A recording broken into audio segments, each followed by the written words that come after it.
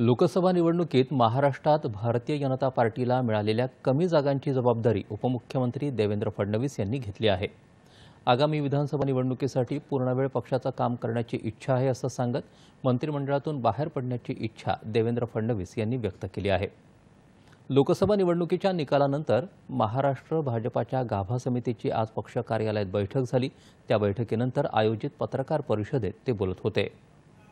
या निवडणुकीचं नेतृत्व हे एक प्रकारे भारतीय जनता पक्षामध्ये मी करत होतो, त्यामुळे या ठिकाणी जो काही पराभव झाला असेल, ज्या काही जागा कमी आल्या असतील, याची सगळी जबाबदारी ही माझी आहे, ती मी स्वीकारतो।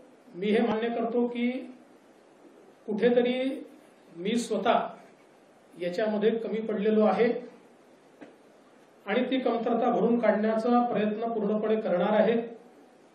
त्यामुळे हा जो काही भारतीय जनता पक्षाला या ठिकाणी सेटबॅक महाराष्ट्रामध्ये सहन करावा लागला, याची सगळी जबाबदारी ही देवेंद्र फडणवीस मी या ठिकाणी स्वीकारतोय।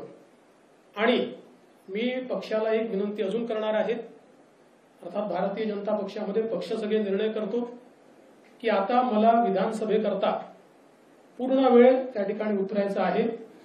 त्याच्यामुळे मी भारतीय जनता पक्षाच्या शीर्षस्थ नेतृत्वाला ही विनंती करणार आहे की त्यांनी मला सरकारमधून मोकळं करावं आणि पक्षामध्ये पूर्ण वेळ काम करण्याची त्यांनी संधी द्यावी, जेणेकरून ज्या काही कमतरता राहिल्या आहेत त्या कमतरता पूर्ण करण्याच्या दृष्टीने मला माझा पूर्ण वेळ देता येईल।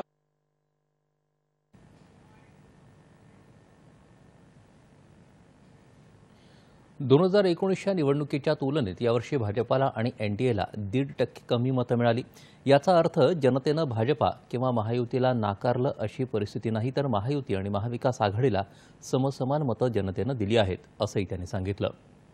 या निवडणुकीत महाविकास आघाडीला 43.91% मतं मिळाली, तर महायुतीला 43.60% मतं पडली। अनेक ठिकाणी भाजपाचे उमेदवार अगदी कमी मतानं हरले, असंही त्यांनी सांगितलं।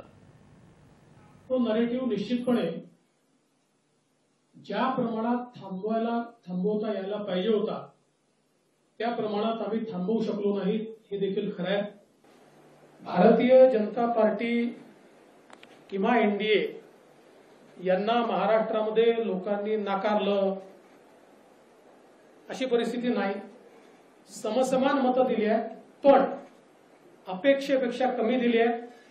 मागील वेळेच्या 2019 पेक्षा अगदी फ्रॅक्शननी कमी दिलेले आहे आणि त्याच वेळी इतर सगळे मतं कन्सॉलिडेट होऊन त्यांच्या कन्सॉलिडेशनमध्ये काही नरेटिव्हज हे जे त्यांच्या बाजूने गेले त्या नरेटिव्हचा निश्चितपणे त्यांना एक स्वीपिंग फायदा झाला आणि त्यामुळे आम्ही या निवडणुकीमध्ये निवडून येऊ शकलेलो नाही।